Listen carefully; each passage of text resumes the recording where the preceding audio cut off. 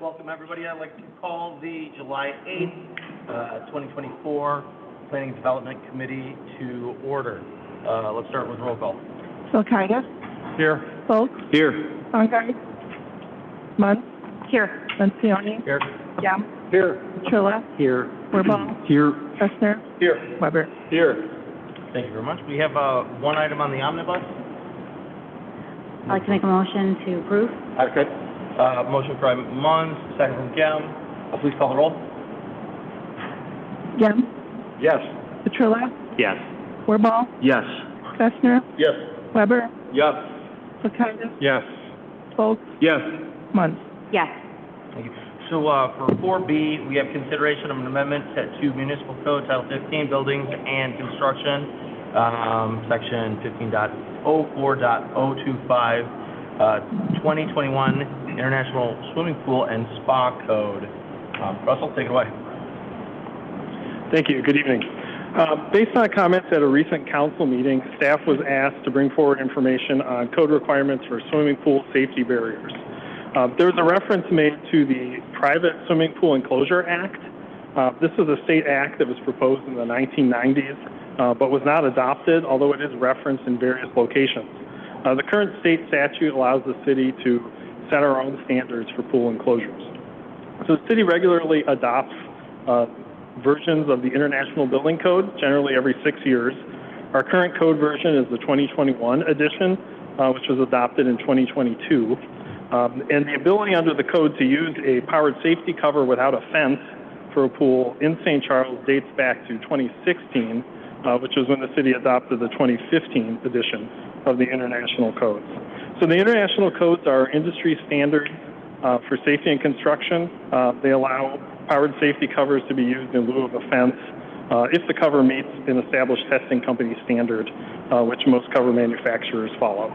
The city does have the ability to adopt local amendments to the international code in order to impose stricter measures with respect to safety. The city has not previously had any local amendments in our code to the pool safety standards, so this topic was not discussed by the council in 2016 or 2022 when the last versions of the codes were updated. Staff surveyed neighboring communities to determine whether their codes required a fence, even if a powered safety cover was installed. What we found was that communities that are on older editions of the codes by default require fencing because they don't have the option to amend that out of the code. For communities on newer versions of the international code, so 2015 and later, some have amended the codes to require fencing even if a pool cover is installed. And the closest example is Geneva has an amendment in their code to require fencing. Others follow the base code and allow the safety cover without a fence. There's a list in the packet of nearby communities. There's one correction I wanted to add. I received notification today from West Chicago that they do require fencing for pools regardless of a safety cover. It's a little unclear in their code. So in summary, the use of power safety covers, it's an accepted industry standard. However, communities in our area, a number of them continue to require fencing as an alternate safety measure. So staff would have no concern enforcing a fence requirement if approved by the council as part of our local amendments. There's benefits to both fences and safety covers. They work best in combination. But if the city requires fencing, this may make the safety cover a little less attractive because of the cost factor due to the combined cost of both a fence and a safety cover. Although in practice, looking through some permit records, we've found that homeowners, many of them that do install the safety cover do end up installing a perimeter fence as well, really just out of perhaps their own interest for restricting access into their yard, even if not required by the city's codes. As with any safety requirement, the safety measures really, they're inspected at the time of permit and something's constructed, but they're only effective if they're properly maintained. So this is true really for a safety cover or a fence and a gate with a latch. So staff's prepared a draft amendment for consideration by the committee. This amendment as drafted would require exterior fencing for all in-ground pools going forward, regardless of whether a powered safety cover is installed or not. With that, I can take any questions. I believe there's also members of the public present that have an interest in speaking on the topic.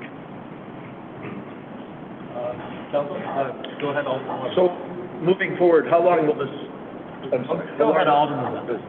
I'm sorry. How long will this take to go into effect? Is there a delay due to current construction going on or something like that to cover all the bases, I guess? There isn't. It's really effective on the date that the city passes the ordinance. At times when we've changed codes, we've written in different timelines for that to take effect, but that's not required. Okay, thank you. Alderman Weber. I would be in support of having staff draft an amendment to, have a fence around pools. That's what I want to say. Thank you. Yeah, I just want to make a comment. I think it's a reasonable measure to improve our pool safety standards, so I'm comfortable with it.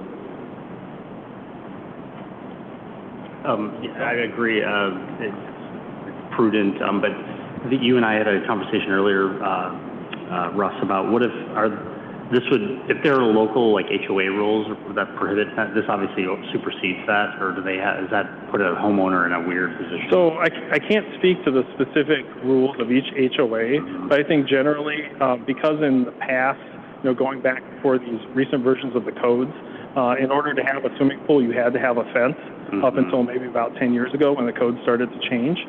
So I think for the most part, HOAs do allow for fences surrounding pools, but they may not necessarily allow for perimeter fences around a yard, for example. Oh, right. Okay. So around the actual the actual pool, not the yard. Yeah. Got it. But again, I can't speak for every HOA covenant. I'm definitely in support of this, and just to confirm, this would not be retroactive. So someone that has a pool with the PSC, that wouldn't require them to put in a fence as well. Correct. That's not proposed. Totally support. Okay. Are there any other comments? Okay. Are we opening it? I'll just make mine. So this happens to be our neighborhood, and it's just back to your HOA question. Our HOA bylaws and covenants, we are prohibited from having perimeter fences around our property. So everyone that has a pool, we currently have 5 in our neighborhood, all have fences, but they were all constructed prior to the change to the city code in 2022. But when I look at the fact that 1 year ago, July 5th, just north of us in Farmington, a 3-year-old boy drowned in his own backyard pool. So I would support public safety first to make sure that any child walking around in a backyard that is not protected by a perimeter fence is attracted to water. And looking up some CDC guidelines today is a 1 to 5-year-old can drown in a pool in 60 seconds. A 5 to 10-year-old can drown in a pool in 90 seconds. As I researched the hard pool covers that are in the code currently, they, if with no activity, retract in 10 minutes. So just my thoughts on that is we really need to look out for the public safety, as we heard during the public comments at a previous council meeting, and as Mayor Vitek addressed all of us and asked the staff to look at it. So I would fully support making sure that our kids are safe around pools. For this item, and that's all we're looking for today. There's not an action item today. We are looking for a recommendation if the committee would like to advance forward the draft amendment that's included in the packet. Okay, so I did see one thing, and I know that we'll do this from time to time, but because I know that there are members from the public here. This isn't a public hearing. However, if we wanted to give time for a public comment, I think that we'd be doing a better job to do that. So I'd like to give you time, sir, as you're looking to speak. I have a question for him. Okay, sure. No, why don't you go ahead and approach the lectern and state your name for the record, and then go ahead. We're going to give you time.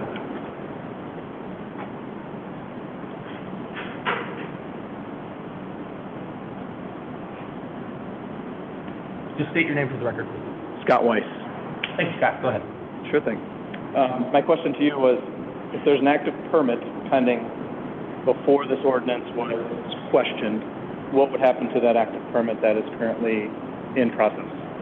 Our intent would be for this to apply to any permits that are currently under review or in process that would be issued after the date that the code amendment is in effect.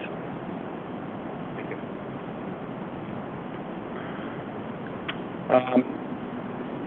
Go ahead.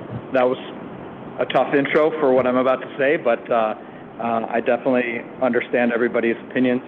I'm Scott Weiss here tonight with my wife Jackie. We have 3 children, ages 10, 7, and 4. I'm an engineer and an operations manager. My wife Jackie's a full-time homemaker. She's worked for 25 years. She's raised 18 different children for multiple families, and she's been raising children her entire life. 4 months ago, April 5th, Jackie and I decided we wanted to invest further in our home and our family. We decided that we wanted to add a pool to our backyard. After receiving over a dozen quotes and deciding what we would want for our yard, we checked with the city, we checked with the state, we checked with the pool company, and we confirmed that we wanted a security cover. Since we're not allowed to fence our yard, we opted for the security cover option. I'm here tonight to express concerns regarding the proposition from Kimberly during the June 17th council meeting to revoke or revise the ordinance allowing security cover as a barrier for the pool. While this does affect us directly, my additional concern is that the assessment to determine policy change is based upon opinion and not fact. State mandated.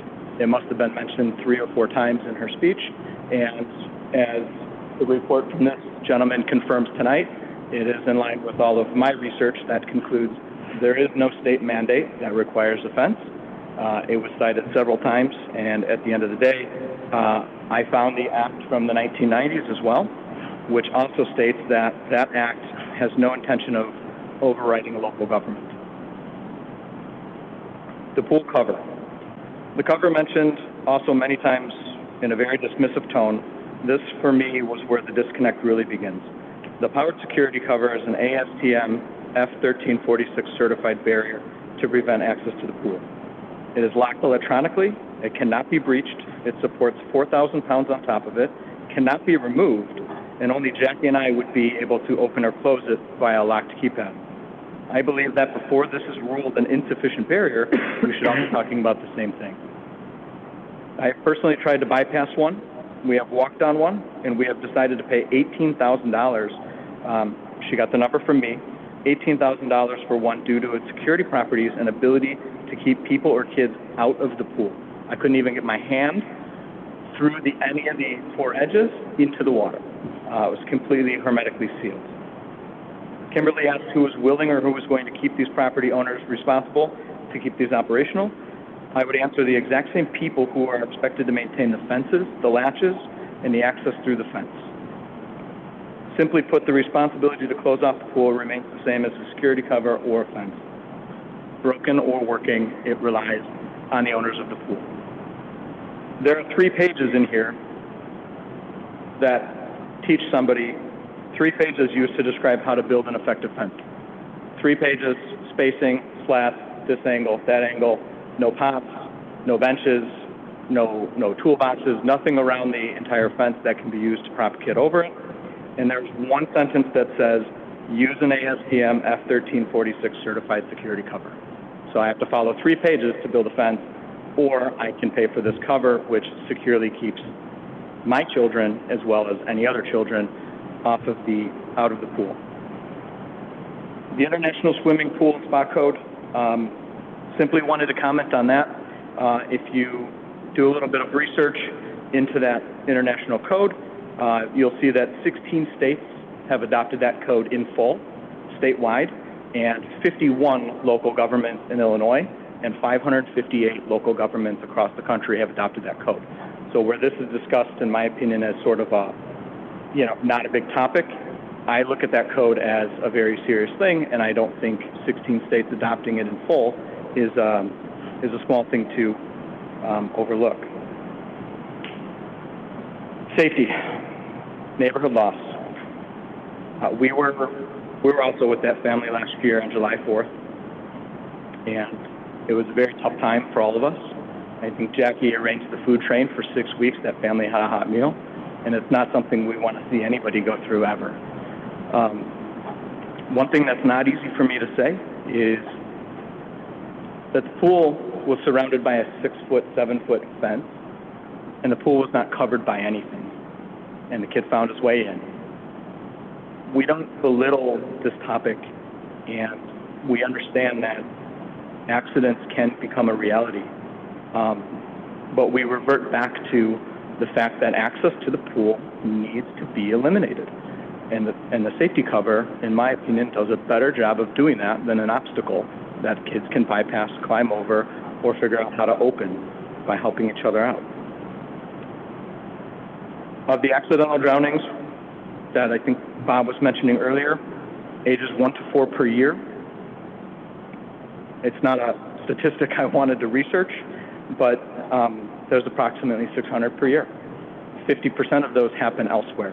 They don't happen in a pool, they happen in a bathtub, they happen in a sink, they happen in a bucket, they happen in a pond, they happen in a river, they happen elsewhere. 7% of those drownings happen in a kiddie pool with less than 6 inches of water. Last summer, I had a kiddie pool on my deck. I didn't know that stat. Last summer, Kimberly had a kiddie pool on her deck all summer. So these are real life things that we don't think about, but when we're going to start referencing statistics, we need to look at all of the statistics, not just the fact that it's an unfortunate drowning. In the own packet that was provided with the City of St. Charles, it also lists that fewer than 2% of the related accidental drownings were from trespassing incidents. So 600 becomes 300, 300 gets reduced by another 20 for the 7%, gets reduced all the way down to another 2%, which is 6 out of 600. So in the scenario that is presented against my current permit in progress, we're talking about less than 1% of the stated statistics that are presented against our permit. Kimberly stated prior, I believe that the CDC quote, I believe it was the CDC quote. Hang on 1 second. Wait, hang on. He has the floor right I won't yes or no. I mean, this is actually reasonable conversation in public, but if you can. I will refrain from using your name. And that's, I understand, but this is part of a public process, and in government or any court processes, there would be a lot of discussion. But please be considerate. I'm almost finished. Thank you very much. The CDC quote used was, a successful pool barrier prevents a child from getting over, under, through, gaining access to the pool, except under adult supervision. I propose that this is exactly what the security cover does, maybe even better than a fence. They cannot climb over it, they cannot climb under it, they cannot get through it, nor can they open the gate to the pool. In closing, I would like to say that on June 17th, it was stated that the #1 way her children and others in the neighborhood could be at risk of dying is just outside her back door. That was directed at my wife and I and what we plan on putting into our backyard. Route 31 is 1 mile away from our neighborhood's backyards. We live on the Fox River, 2 houses over. We have no sidewalks in our neighborhood. We're not permitted to put up fences. So there are dangers out there, and I don't believe that a locked security cover is unsafe as presented with these arguments that were presented against it. Please know that I'm not trying to dismiss safety concern for children. We don't want anything to happen to our child, our children, we don't want anything to happen to anybody's children. What I ask for is an educated decision is made regarding the true effectiveness of the safety cover versus the 42-inch fence that is being requested. I appreciate and value all of your time, and I appreciate the work you do. Tough decisions like this are impossible to please everyone. We are residents of St. Charles, and while this issue has been inconvenient, we will accept the decision that you are empowered to make. And with that being said, I thank all of you for your time today, and I appreciate everything. Thank you. I want to address one thing, because this is something as it was brought up, and I know that there's you're in the middle of something, and the question might have had a point of crystallization, but when it was brought forward, as chair and as Russell and I discussed, this is definitely not personal. The question comes up to what are we comfortable with as setting the safety standard, and so it may seem personal. I believe, and I can speak for the people that I've talked to, is we're taking into consideration with how are we comfortable in taking care of our entire city and what level of safety. So I know it seems personal, and I appreciate your understanding. I think that was a terrific presentation. And I certainly appreciate that. But we were not aware of June 17th. We were not informed. It directly affects what we're trying to do. And had we had not called and found out about this meeting we still wouldn't be here and pretty much ready to vote it into place. And I'm sympathetic to that too, but any ruling that we would make would have force for the entire city. You wouldn't be alone, but I can understand your perspective, so I just wanted to show some appreciation, and thank you for your presentation. Thank you, Paul. Thank you. With that, we would be looking for either a motion to recommend, like, let's go ahead and take official action, or with that, if I didn't see anybody who was making a motion to recommend that we go forward with a, I can make a motion to direct staff to put together a plan for us to review and approve. Yeah, just to clarify, there's a draft ordinance included So in the we're ready packet. right now. You can make a recommendation to move forward that ordinance. Okay. Could we, then we could just motion to, with the ordinance that's put in here, because it's a little confusing how it's written up. But, Yes, yes, if the So we committee would like. could actually move to adopt. Correct. Is that It what would, you're it would be forwarded to the city council for Is that- action. It would be forwarded to city council for action next week. Okay, so move forward to move it to city council for action. Okay, so that would be the motion that I'm. Yeah, I'll make a motion to approve the draft amendment. Okay. I just had a quick, just for my edification. So, again, this will be official next council meeting, theoretically, if we pass it, Correct. obviously. So it'll be in effect immediately. So any permits, this gentleman's permit, he has to comply because it's in process. Is that how it is? Correct. Is he the only permit that's in process? I can't say for certain. Oh, okay. But there may be a few. I support this ordinance. However, I'm also, if this gentleman is in the process, I mean, I don't know. Does he have to be that's in process, or just ones that are lead? Yeah, the council, when it's being approved, has the ability to set the implementation date or timing, if you want to specify that. So the date at which this takes effect, or if it doesn't apply to, permits applied for prior to a certain date, you have that ability with the code I would, amendment. as Chairman, I would bring up if you think that this is a good amendment, to make it in any future date. I would say if you would want to exclude anything from happening, I think that would be a little disingenuous saying that this is, good law for our city to have, but we want to allow for it not to exist. I would consider that. I'm not telling you how to vote, but I think it's a reasonable, argument to put out there. But I do have a motion, and I'm looking to see if I don't get a second, this motion is going to fail. A second. Okay, I have a second from Alderman Munch. With that, any other discussion? Well, that was kind of, my question originally was if there was any permits out there or what's coming. So I don't know if the answer is to do 68, 90 days, 30 days. I'm not sure if you have any thoughts on that, Russ. I mean, it's really up to the council if you wanted to delay implementation. You also have the option of just saying any pending permits aren't subject to this code requirement if applied for after a certain date. That would probably be the best way to put it, yeah. We have a motion and a second right now. This is just moving it to city council. So I would expect it would go through an omnibus. So it would, as soon as it was moved, it would have force of law from that moment. Assuming it's a unanimous vote. Yeah. So that being said, is there any comments? Otherwise, I would call the roll. Please call the roll. Yam, Yes. Petrillo, Yes. Wirball, Yes. Fessner, Yes. Weber, Yes. Lakaya, Yes. Folk, Yes. Munn. Yes. That passes. Thank you very much. With that, now we are open to public comment. Is there any other general public comment? Seeing none, additional items from, sure. This you, please step forward, sir. And just state your name for the record. And then the floor is yours. Thank you very much, and good evening, City Council. My name is Bill Kale, and I'm from Geneva, Illinois. I am not a resident of St. Charles, but like you, I am also part owner of the Prairie State Coal Plant. I'm here with a new topic on that issue. I know this is a very big deal going on in the other committee about the upcoming contract.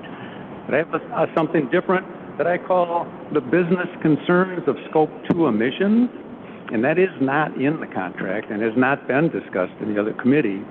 And since it is going to be a business concern, I thought it was more appropriate to bring that to the Planning and Development Committee to see that this is like on your agenda, or at least you're somewhat aware of the idea, because this will have a great impact in the future. I like to think of it, what does it mean for the city to have a mostly coal-fired portfolio for 30 years? So you might ask, why would we care? I found a recent article. It's always fun to kind of Google something and see what's happened recently. There's so much information to be had nowadays. It'll make your head spin. I found one from Forbes magazine. So this, again, is a business concern, not an environmental concern. It says, ESG regulations are here and 5 actions you should take now. ESG stands for Environmental, Social, and Governance, and it's a set of standards that measure how a business impacts society and the environment and how transparent and accountable it is. From that Forbes article, it says ESG has long been a nice to have, an opportunity for businesses to showcase purpose over profit. And now, rapidly evolving regulatory landscapes mean that companies will have to embrace innovation and start implementing, monitoring, and reporting on their ESG efforts, or face penalties down the road. So this article was actually written in February, when they actually were very close to having the ICC come out with specific rules and regulations for this, following along with further international rules and regulations. There's been some pushback, you wouldn't be surprised to hear. However, this is not something that's going to go away anytime soon, at least not anytime sooner than concerns about climate change and the impact it is having. So the coal-fired power contract with IMEA is for 30 years. So this is something that it really behooves you to contemplate something that what it will mean 10 and 20 years out from now. Is climate change going to go away? Or is it going to become a bigger deal than it is now? And if it is, these are the kind of things that are going to impact the community in a city as you try to decide how to help businesses who want to stay or move into your city. And they ask you, how do I get 100% renewable energy so I can tell my customers that I'm doing the right thing? And you have to tell them, we have a contract for 30 more years that's mostly coal-fired power. So what is it? What are Scope 2 emissions that we should be so concerned about? The U.S. EPA has a greenhouse gas emissions definition. Coming from the EPA, you might expect this to be several pages long, but it's a single sentence.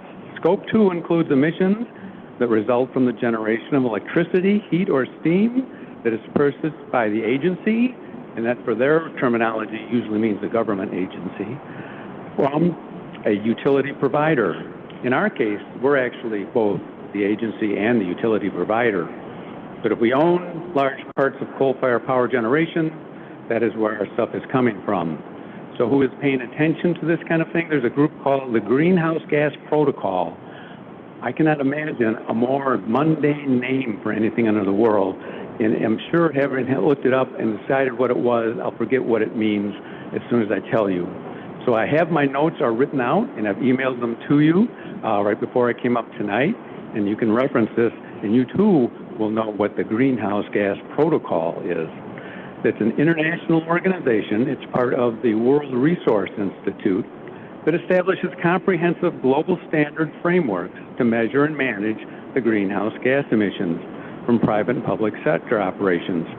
On their homepage, this was the note that caught my attention. I thought I should come down here and talk to everybody and let them know that I've seen this and share it with you. Here's a quote. More than 9 out of 10 Fortune 500 companies are reporting to the CDP the use of the Greenhouse Gas Protocol. If you've been following along, you might ask, what the heck is the CDP? How did something as simple as Scope 2 get to be so complicated? I'm only 2 minutes into this, and I'll be done in a minute. So it won't get much more complicated than that. And I've provided notes so you can review it and see if you think that this is something to be of interest. The CDP was established as the Carbon Disclosure Project in 2000, asking companies to disclose their climate impacts. Since then, we've broadened the scope of environmental disclosure to include deforestation, water security, also while building our reach to support the CDP. Actually, is an international agency that helps work to support this stuff to see that these can be implemented and are useful for communities. By shortening our name to CDP in 2013, we've been able to both preserve global brand we're known for and address the necessity of understanding wider environmental impacts. In 2001, we launched a new strategy and expanded our horizons further to cover all planetary boundaries. Our ambition continues to grow, expanding to new areas such as biodiversity, plastics, oceans, and recognizing the interconnectedness nature of the Earth's systems. This is an international agency. It's a global concern. These are the kind of things that kind of take a while to filter down. It doesn't happen right away, and you don't run into folks at the parties talking about it. But I stumbled upon it just looking up what to make of the Scope 2 emissions business and what it might mean for us. So in final, or wrapping it up, is what can we do about Scope 2 emissions if we have our contract? Well, the only thing we can really do to have a positive impact on that is increase renewable energy in your energy portfolio. You'll have the limited ability to do that after the contract is signed. Right now, you are the primary interest to IMEA. When you sign the contract, you're one of 32 members. And except for Naperville and Winnetka, almost all of the rest of them, 29 more, are in central southern Illinois. They don't have any interest or care about your positions or your concerns. They are, however, in rural Illinois, and they do have many family, friends, and colleagues who work in the coal industry. And they've worked there for a long time, and they feel it's a very powerful thing to support their communities and supply them with good income. It's a wonderful thing for them to have. They will want to hold on to it for as long as they possibly can. So in an age of climate crisis, when we're contemplating how do we move as fast as we can to renewable energy, we're going to be tied to a large group of people who are going to be insisting on doing it as slowly as possible. And if that isn't enough, they'll also be contemplating carbon capture and sequestration, something that will be a high-risk venture, but may be supported nonetheless if they find a way to do this, and they may find this a perfectly fine risk to take. And once carbon capture, sequestration, and or these regulations are in place, we might be in the carbon business for at least 30 years. And we've heard from some of the electrical department heads that they don't think that any of these CEJA, the Climate Equity Jobs Act rules and regulations that call for closing Prairie State, will actually last. They intend to lobby to overturn those, and thought that this is not going to be a thing. You could be in the coal business for a very, very long time. So I thought I would just mention this while you're mentioning it to you. When you hear about what the other committee is doing, if you talk to yourself, we're in the other committee now, and hearing about the climate, or hearing about the contract dealing with IMA, just what does it mean? If we sign this now, and we have a coal contract for 30 years, what's it going to do for our Scope 2 emissions? Because people will be asking you about that. So that's all I have. Thank you. Very much. Great, thank you. Any other public comment? That? So we'll bring it back up to council, staff. Any other comments? No, seeing none. No executive session, so I'm looking for a motion to adjourn. So moved. Second. All right, one motion is second. All in favor, say aye. Aye. Opposed? Meeting adjourned. Thank you all very much.